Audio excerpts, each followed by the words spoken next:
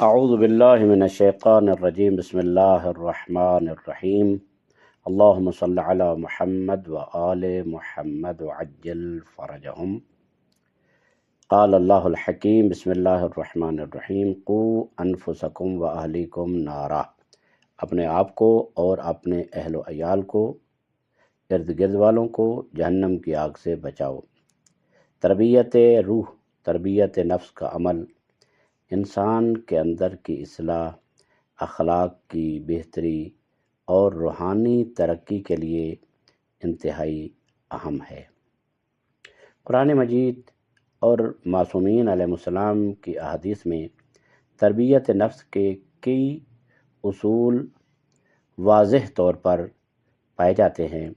ان میں سے چند ایک آپ کی خدمت میں عرض کرتے ہیں۔ امید ہے یہ سب سے پہلے میرے لیے اور پھر آپ کے لیے نمونۂ عمل ہوں گے اور مشعل راہ قرار پائیں گے۔ اکثر و بیشتر سوال کیا جاتا ہے کہ ہم اپنے نفس کی تربیت کیسے کریں، روح کی تربیت کیسے کریں، روح کو پاکیزہ کیسے کریں۔ ظاہر ہے کہ آج کل کا دور میڈیا کا دور ہے، انسان کے اوپر ہر طرف سے برائیوں کا حملہ ہے، اور ایک میڈیا، ایک پرنٹ میڈیا، ایک سوشل میڈیا، ایک ارد گرد کا ماحول انسان کے نفس کو، انسان کی روح کو خراب کرنے میں یہ 24 گھنٹے لگے ہوئے ہیں۔ ہر طرف سے شیطان کا حملہ ہے، ہر طرف سے ابلیسیت ہے۔ تو ان میں انسان کو کیا کرنا چاہیے؟ اپنے نفس کو پاکیزہ کرنے کے لیے، اپنی روح کو بہترین بنانے کے لیے، تو ان میں قرآنی حوالے سے چند ایک عوامل ہیں کہ جس سے انسان کی روح پاکیزہ ہو جاتی ہے۔ پہلی چیز جو ہے وہ یہ ہے کہ انسان کی نیت پاکیزہ ہو۔ قرآن مجید میں ارشاد پروردگار ہے، وَمَا أُمِرُوا إِلَّا لِيَعْبُدُوا اللَّهَ مُخْلِصِينَ لَهُ الدِّينَ، سورہ بینہ آیت نمبر 5 ہے۔ اپنے نیت کو خالص رکھنا تربیت نفس کے لیے بنیادی شرط ہے۔ اللہ کی رضا کے لیے اعمال کرنا نفس کی تربیت کا اہم ترین حصہ ہے۔ دوسری چیز جو ہے وہ تقوی اختیار کرنا۔ خداوند متعال ارشاد فرماتا ہے، یا ایھا الذین آمنوا اتقوا اللہ وقولوا قولا سدیدا، سورہ احزاب آیت نمبر 70۔ اس کا مطلب ہے، تقوی کا مطلب ہے خداوند متعال کا خوف اور اس کی حدود میں رہنا۔ یہ انسان کے لیے، انسان کے اندر نفسیاتی اور روحانی قوت کو پیدا کرتا ہے اور اس کی تربیت کے لیے بہت زیادہ ضروری ہے۔ نمبر 3، صبر و استقامت ہونی چاہیے۔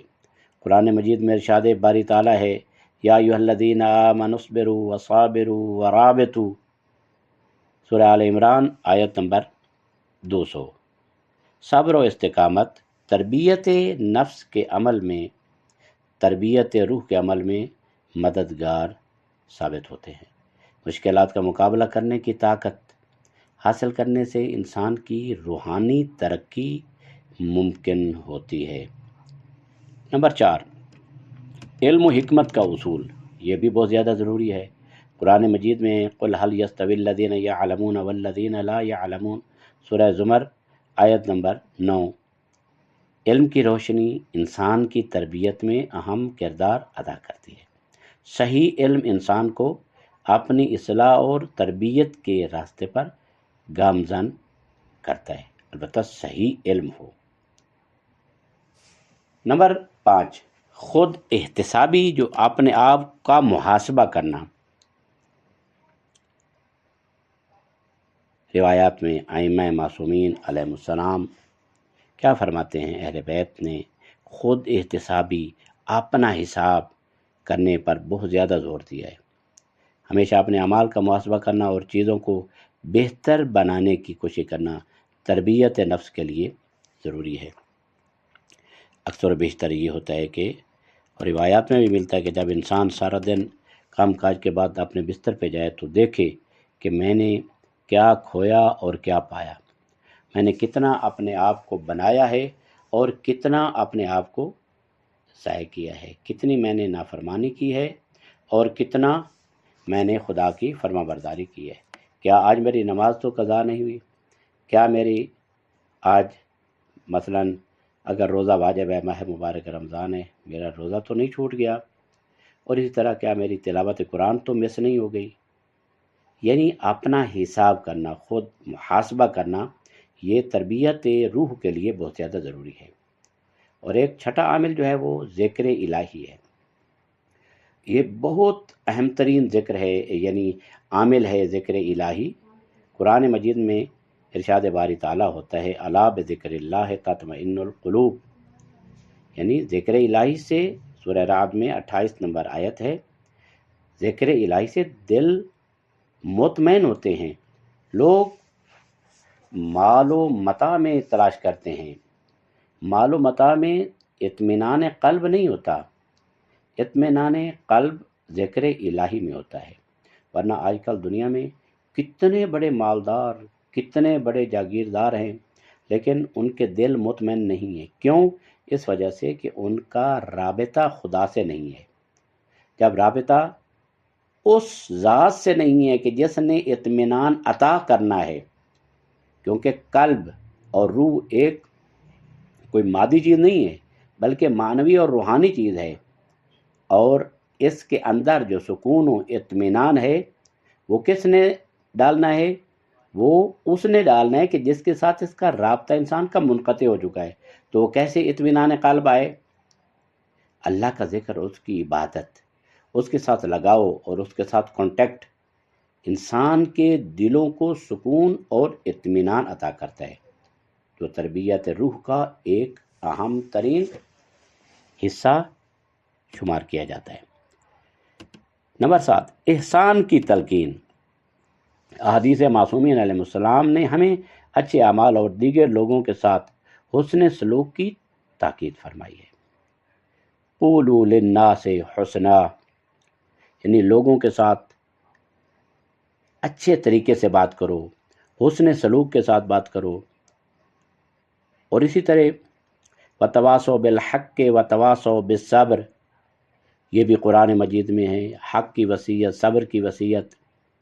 امام علی علیہ السلام نے فرمایا بہترین لوگ وہ ہیں جو اپنے پاکیزہ اعمال سے دوسرے لوگوں کو فائدہ پہنچائیں، نیکی کریں اور نیکی کی تلقین کریں، اچھے کام کریں، احسان کریں اور احسان کی آگے تلقین کریں۔ یہ بھی تربیت روح کے لیے بہت بہترین عمل ہے۔ اخلاقی معیاروں کی ترقی، یعنی اخلاقی قدریں اور اخلاقی معیار وہ انسان کے بلند ہونے چاہیے۔ قرآن مجید میں ارشاد پروردگار ہے وَإِنَّكَ لَعَلَىٰ خُلُقٍ عَظِيمٍ، پیغمبر خاتم صلی اللہ علیہ وآلہ وسلم کے بارے میں سورہ قلم آیت نمبر 4 میں خدا ارشاد فرماتا ہے کہ بے شک آپ خلق عظیم کے مرتبے پر فائز ہیں۔ پیغمبر خاتم رسالت کے اخلاقی معیار کو اپنانا اور ان کی پیروی کرنا انسان کی تربیت میں مددگار ثابت ہوتے ہیں۔ ہمارے لیے مشعل راہ، اسوہ اور نمونہ کون ہے؟ وَمَا آتَاكُمُ الرَّسُولُ فَخُذُوهُ وَمَا نَهَاكُمْ عَنْهُ فَانْتَهُوا، پیغمبر خاتم بھی ہمارے لیے بہترین نمونہ ہیں اخلاقی معیاروں کی ترقی کے لیے۔ لَقَدْ كَانَ لَكُمْ فِي رَسُولِ اللَّهِ أُسْوَةٌ حَسَنَةٌ، آج اگر ہم پیغمبر خاتم صلی اللہ علیہ وآلہ وسلم کو اسوہ قرار دیں اپنے اخلاقی معیاروں کی ترقی کے لیے، تو ہمارے اندر کوئی مشکلات نہیں داخل ہو سکتی۔ لیکن یہ ہے کہ ہم نے آئیڈیل کس کو بنایا ہے، نمونہ کس کو بنایا ہے، وہ دیکھنا ہوگا۔ ہم نمبر 9، مومنین کی جماعت میں شمولیت، یعنی مومنین کی جماعت یعنی وحدت مومنین میں شامل ہوں، مومنین کے ساتھ رہنا، جماعت میں شامل ہونا، ان کے اندر رہنا انسان کو بہترین تربیت فراہم کرتا ہے۔ ائمہ معصومین نے یہ نصیحت کی ہے کہ مومنین کے ساتھ بیٹھیں اور ان کے تجربات سے سیکھیں، یعنی فاسق اور فجار کوشش کریں فاسقین اور فاجر افراد کے ساتھ نہ بیٹھیں بلکہ مومنین کے ساتھ بیٹھیں، اور ان کے ساتھ بیٹھ کر ان کے تجربات سے استفادہ کریں، ان سے اچھی باتیں سیکھیں، جو روح کے لیے غذا کے طور پر ہمارے لیے کام ہیں۔ لہٰذا ان باتوں کا نتیجہ یہ ہوا کہ تربیت نفس ایک مسلسل عمل ہے اور کنٹینیولی یہ عمل ہے۔ یہ نہیں کہ ایک دن انسان اچھا عمل کرے، نیک عمل کرے اور اس کے بعد کہے کہ اب میری نفس اور میرا روح پاکیزہ ہو گیا۔ نہیں، یہ خود انسان کے سانس کی طرح کہ مثلا انسان کہتا ہے میں زندہ ہوں، تو کس وقت زندہ ہے کہ اس کا ہر سانس اس کے کنٹینیولی آ رہا ہے۔ اسی طرح تربیت نفس ایک مسلسل عمل ہے جو انسانی زندگی کی ہر صورت میں صبر، تقوی، علم، اخلاق کی بہتری، بھلائی اور ذکر الہی پر منحصر ہے۔ قرآن اور احادیث معصومین علیہ السلام کی ہدایات کی روشنی میں یہ اصول انسان کو بہتر انسان اور ایک کامیاب مومن بنانے میں مدد کرتے ہیں۔ امید ہے کہ یہ باتیں ہم سب کے لیے مفید ہوں گی اور ہم کوشش کریں کہ اپنی اس قیمتی زندگی کو بہتر بنائیں، پاکیزہ بنائیں اور معصومین علیہ السلام کے اقوال، قرآن مجید کی آیات کی روشنی میں اپنی زندگی کو بہتر بنائیں اور اپنی زندگی کے راستے کو چلانے کے لیے ہم مشعل راہ دو چیزوں کو کم از کم قرار دیں، ایک اللہ کا قرآن، دوسرا محمد و آل محمد کے فرمان۔ ان کو کبھی نہ بھولیں، انشاءاللہ خداوند متعال ہمیں کبھی بھی تنہا نہیں چھوڑے گا۔ وصلی اللہ علی محمد و آلہ الطیبین الطاہرین المعصومین۔